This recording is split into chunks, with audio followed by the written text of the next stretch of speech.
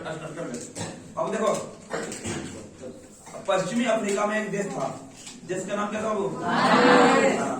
घाना का पुराना नाम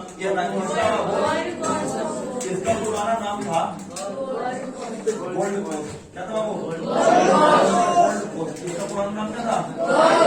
गोल्ड कोस्ट। यहाँ भी बाबू लोकतंत्र नहीं था। बात को समझे ध्यान से। यहाँ भी बाबू लोकतंत्र नहीं था, यहाँ बाबू राजतंत्र था। क्या था? राजतंत्र। लेकिन बाबू यहाँ भी लोकतंत्र की शुरुआत हुई। कैसे हुई आइए देखते हैं। ये बाबू घाना जो है ना, ये पश्चिमी अफ्रीका में एक देश है, छोटा सा देश है। इसका पुराना नाम था बाबू गोल्ड कोस्ट। यहाँ बाबू राजाओं का शासन चलता था। इसे हम तानाशाह भी कह सकते हैं, क्योंकि राजा बाबू ये अपने फायदे के लिए, अपने परिवार के फायदे के लिए जीते थे, ना कि पूरे समाज के लिए जीते थे। पूरे समाज की भलाई के लिए कभी ना सोचते। इसलिए तो ये लोग राजतंत्र कहलाया। मौसम चेंज हो रहा ना, थोड़ा तबियत में चेंजिंग आ रहा। आप लोग कपड़े उपड़े पहन के आप आएंगे, क्या कि मौसम आ गया ठंड का। देखो इधर ध्यान से, अगर राजा या राजतंत्र वाले शासन समाज की भलाई, लोगों की भलाई के बारे में सोचता या फिर भलाई करता, तो आंदोलन की जरूरत था बाबू? तुम लोग बोलो, आंदोलन की जरूरत था? अगर राजा या राजतंत्र वाले जो भी शासक थे, जैसे हम पोलैंड को ही लेते हैं, जारूजेलेस्की समाज के बारे में सोचता, समाज की भलाई के बारे में सोचता, किसी को सताता नहीं, दबाता नहीं, तो क्या उतना बड़ा आंदोलन होता? उस महिला को गलत तरीके से बेइज्जत करके कंपनी से नहीं निकालता, तो क्या आंदोलन होता? नहीं ना।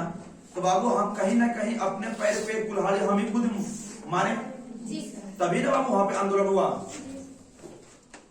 अब देखिए बाबू ध्यान से, इसी तरह यहाँ पे घटना देखो। अफ्रीका में बाबू एक देश था घाना, इसका पुराना नाम था गोल्ड कोस्ट।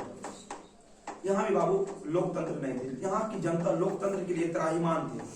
मतलब वो आजादी चाहने के लिए। गुलाम कौन रहना चाहता? तू लोग रह पाएगी?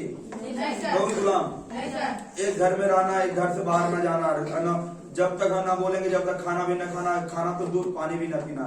इतना कड़ा शासन में रहोगे? नहीं रहोगे ना। एकदम अजीब नहीं लगेगा कब हम फ्री हो गए, कब हम फ्री हो गए। तो यहाँ के बाबू घाना में बाबू एक समाज सेवी व्यक्ति था, लामे एनक्रुमा। यहाँ बाबू है ना समाज सेवी थे। इसका नाम क्या था? लामे एनक्रुमा। कौन था वो? लामे एनक्रुमा। यहाँ एक समाज सेवी थे लामे एनक्रुमा। ये बाबू है ना पेशे से एक शिक्षक भी थे, पेशे से एक शिक्षक थे, और ये सोनार का पुत्र था। ये कौन था? वो सोनार का बेटा। कभी कभी ऑब्जेक्टिव क्वेश्चन पूछ रहे थे। पेशे से क्या थे? शिक्षक थे। कभी कभी ऑप्शन में शिक्षक नहीं रहेगा तो ये सोनार के बेटा। ये बाबू 1957 में 1957 में बस समझ में आ रहा है ना। 1957 में यहाँ चुनाव करवा दिया।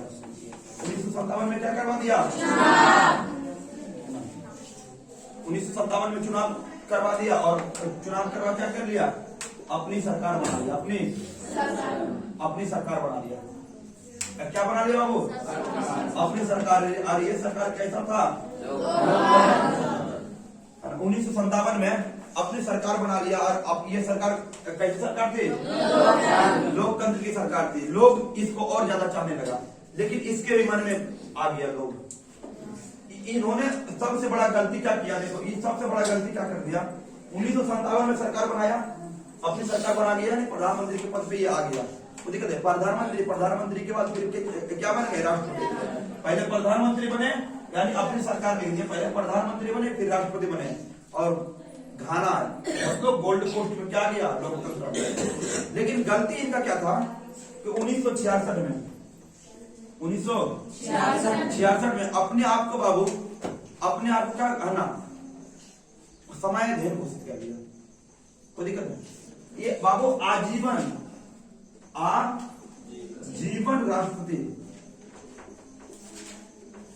राष्ट्रपति घोषित कर दिया। ये 1966 में लामे एनक्रुमा अपने आप को आजीवन राष्ट्रपति घोषित कर लिया कि जब तक हम जिंदा रहेंगे, जब तक हम क्या बना रहेंगे। अब इसको हम लोकतंत्र कह सकते हैं?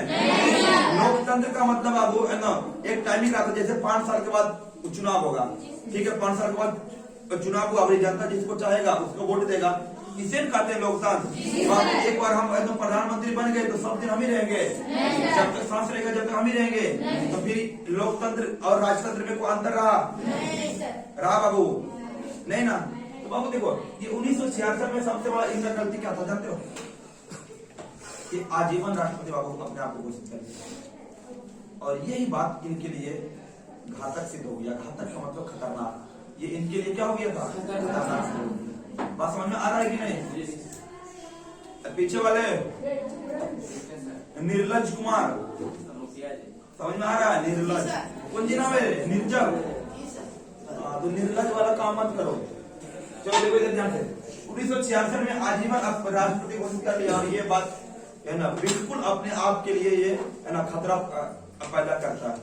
और यहाँ के सैनिक, यहाँ के सैनिक बोलो या सेना बोलो, क्या किया? इनकी कुर्सी को पलट दिया, इसे ये इनकी कुर्सी क्या किया? और फिर से क्या आ गया? फिर से क्या आ गया?